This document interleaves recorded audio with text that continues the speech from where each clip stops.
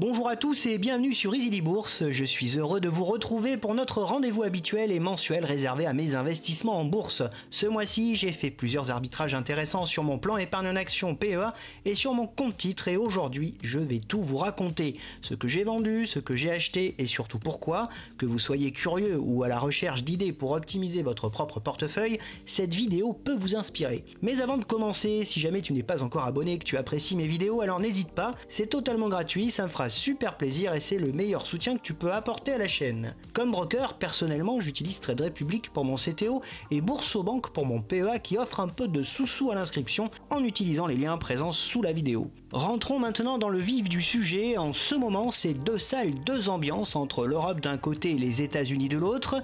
D'un côté, l'Europe qui perd pied, dépendante énergétiquement parlant, lourdement endettée, gangrénée par les réglementations européennes ubuesques, désindustrialisée, tournée vers le passé et sombrant petit à petit dans la récession profonde. Et de l'autre côté, un pays tout entier, les États-Unis, qui depuis l'élection de Donald Trump se voit pousser des ailes avec une dérégulation à outrance envisagée dans tous les secteurs et des indices boursiers qui caracolent vers les sommets. Pour preuve, quand le CAC 40 perd moins 2,19% en novembre et moins 4,26% depuis le début de l'année, le S&P 500 affiche une forme olympique avec plus 5,6% en novembre et plus 27,19% depuis le début de l'année. Une nouvelle fois, inutile de se demander où il vaut mieux placer son argent devant un tel écart de performance.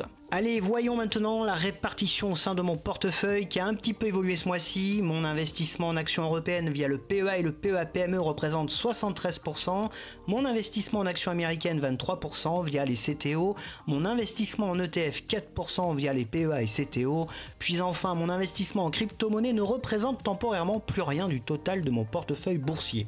Allez, on entre dans le vif du sujet avec mes premiers arbitrages sur mon PEA. Au sein des PEA, je n'ai procédé à l'ajout d'aucune autre valeur et je n'ai procédé à aucune vente ce mois-ci. Devant l'incertitude économique et politique actuelle, je reste très prudent sur mes investissements en France et en Europe, me reconstituant une poche de cash pour éventuellement faire face à de grosses corrections.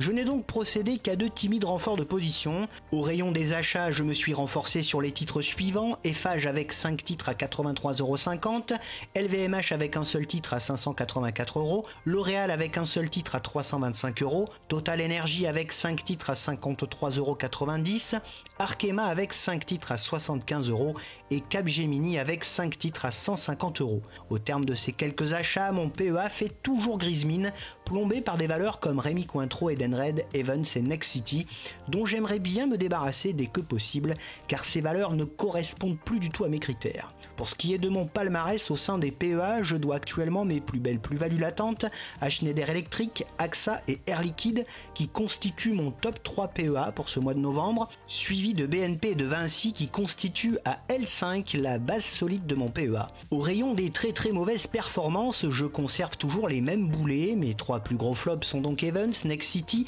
et la lanterne rouge Rémy Cointreau. Au pied du podium, des très mauvaises performances se trouvent Edenred et Pernod Ricard. Ces 5 valeurs constituent les plus gros boulets de mon PEA. En raison de la morosité ambiante sur le continent européen, je ne prévois plus d'intégration de nouvelles valeurs à court terme et je saisirai au cas par cas les opportunités s'ils s'en présentent. Des valeurs comme Veolia, Saint-Gobain, Sanofi ou Essilor-Luxottica pourraient éventuellement m'intéresser si très fortes des cotes. En synthèse, mes PEA ne sont pas en très bonne forme depuis 2 mois et traversent une mauvaise passe. Ce mois de novembre ne m'aura apporté que 2 petites satisfactions: les bonnes performances de mes lignes FDJ et Technip Energy récemment constituées.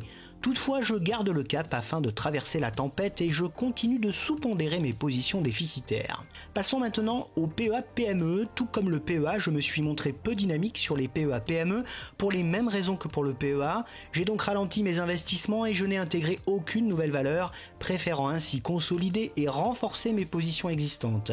À ce jour, mes PEA-PME sont maintenant constitués de 11 valeurs, parmi lesquelles Séché Environnement, Thermador, Delta Plus Group, Assystem, Ipsos, Morale-Prom, Vetoquinol, Mersenne, Neurone, Steph et Valbiotis. Au rayon des achats, je me suis renforcé sur 4 titres. Tout d'abord 5 titres Delta Plus Group au prix de 61 €, 10 titres Mersenne à 19,50 €, 5 titres Assystem à 35 € et pour finir 5 titres Thermador à 69 €. Tout le secteur des small caps a pris cher et toutes les valeurs ont franchement corrigé. Au rayon des ventes, je n'ai soldé qu'une seule position. Il s'agit de Buzzy, dont j'ai vendu l'intégralité le 14 novembre, profitant d'une belle performance sur les semi-conducteurs ce jour-là. Cette vente m'a permis de récupérer une plus-value de 10% environ. Mes PEA-PME, tout comme mes PEA, sont pour le moment relativement bien garnis et ne se portent pas au mieux. Mon top 3 PEA-PME est constitué de Neurone, Steph et Morale-Prom. Mon flop 3 est constitué de Valbiotis, Mersenne et Assystem. Passons maintenant à mes comptes titres que j'utilise spécifiquement pour le marché américain et quelques ETF. Sans grande surprise, avec les belles performances des indices US, mes 2 CTO affichent une forme insolente et me confortent dans l'idée de renforcer mes investissements aux États-Unis. En ce mois de novembre, j'ai réalisé quelques mouvements très intéressants et surtout de très belles ventes avec de bonnes plus-values à la clé. J'ai procédé à l'ajout de 3 valeurs en novembre et réalisé la vente de 7 positions. Au rayon des ventes, je me suis tout d'abord séparé de l'intégralité de ma position Cisco que je souhaitais solder depuis déjà un bon moment, me permettant ainsi de récupérer une plus-value de plus 15%. Je me suis séparé également de ma position Charles Schwab, profitant d'un moment opportun pour empocher une plus-value de plus 23%. J'ai revendu Intuit acheté en septembre, récupérant au passage un plus 15% par rapport à ma mise de départ. J'ai également liquidé la très performante Nvidia la veille de ses résultats pour empocher plus 14,5% de plus-value. J'ai soldé ma position MSC Industrial achetée en septembre également, récoltant un plus 12% de gain. Et enfin, j'ai souhaité revendre Marsh McLennan et New Holding avec respectivement plus 5 et plus 6% de plus-value engrangée. La vente de ces 7 titres me permet de récupérer beaucoup de liquidités afin de les réorienter sur d'autres titres plus intéressants comme Cintas, le spécialiste de la vente d'uniformes, qui m'offre déjà un retour de plus 5% depuis mon achat. Amazon, le célèbre géant du e-commerce sur lequel je suis très confiant, qui me procure déjà un retour de plus 5%, et JP Morgan, qui est la plus grande banque des États-Unis et l'une des plus grandes banques au monde, et qui affiche déjà plus 7,5% depuis son achat. En parallèle et comme tous les mois, j'ai poursuivi mes investissements hebdomadaires et modulés sur chacun des titres présents dans mon portefeuille en favorisant les sociétés WP Carré, Alexandria Real Estate Equities, Merck et Genuine Parts qui demeurent toujours à la traîne. Malgré une assez bonne performance ce mois-ci, je souhaite me séparer dès que possible des titres Merck et Genuine Parts qui sous-performent nettement par rapport aux autres titres. Pour ce qui est des objectifs, je reste intéressé par d'éventuels soldes avec en ligne de mire de solides sociétés comme Maxon Enterprise, l'inventeur du taser, CME Group, une belle entreprise financière américaine, IONQ, le spécialiste de l'ordinateur quantique, Republic Services, une belle société de collecte et de recyclage de déchets, Intuitive Surgical, une entreprise de conception et de production de robots médicaux, ou encore Jack Henry & Associates, qui est un fournisseur de solutions de technologie financière et de services de traitement des paiements. Toutes ces sociétés présentent de très intéressants fondamentaux. Mon top 3 CTO évolue ce mois-ci avec 2 valeurs industrielles et une valeur bancaire qui sont Snap-on, Fastenal et BlackRock qui toutes 3 ont des retours supérieurs à 45%. Je ne recense actuellement que peu de valeurs dans le rouge.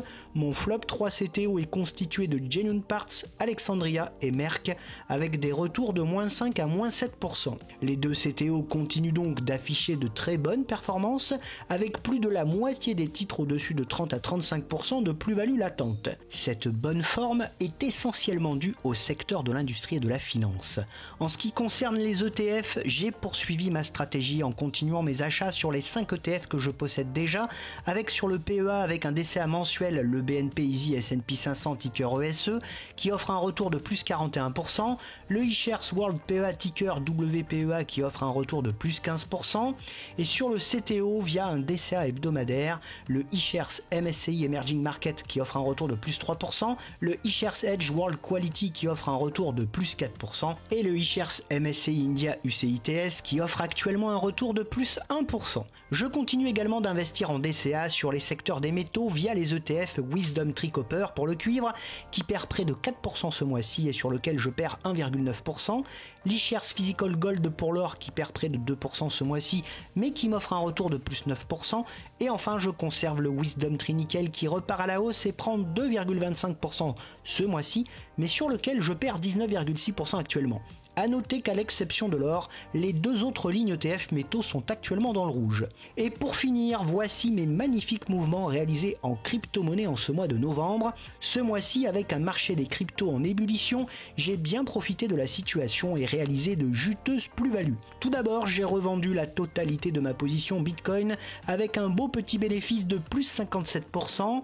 Mes deux allers-retours sur le Bitcoin en cette année 2024 ont été très profitables. Pour ce qui est de ma position Paul, ex-Polygon Matic, j'ai également revendu l'intégralité de ma position avec plus 20% de plus-value à l'arrivée. Et petite cerise sur le gâteau, ce mois-ci avec un aller-retour gargantuesque sur le XRP qui m'a offert mon Noël avant l'heure avec un gain de plus 334% en moins d'un mois. À ce jour, toutes mes positions en crypto-monnaie ont été soldées et les liquidités conservées en attente de nouveaux investissements. Voilà pour mes arbitrages du mois de novembre sur mon PEA et mon compte titre. J'espère que cette vidéo vous a donné des idées ou au moins une meilleure compréhension de ma stratégie.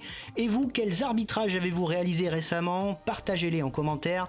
Je suis curieux de connaître vos stratégies. Bref, si cette vidéo vous a plu, n'oubliez pas de liker, de vous abonner et d'activer la cloche pour ne rien manquer. Et si vous voulez suivre mes investissements en temps réel, rejoignez-moi sur Facebook, X, Instagram, Blue Sky et sur le site Moning. Vous pouvez également dès à présent retrouver sur la chaîne les analyses de bon nombre de sociétés.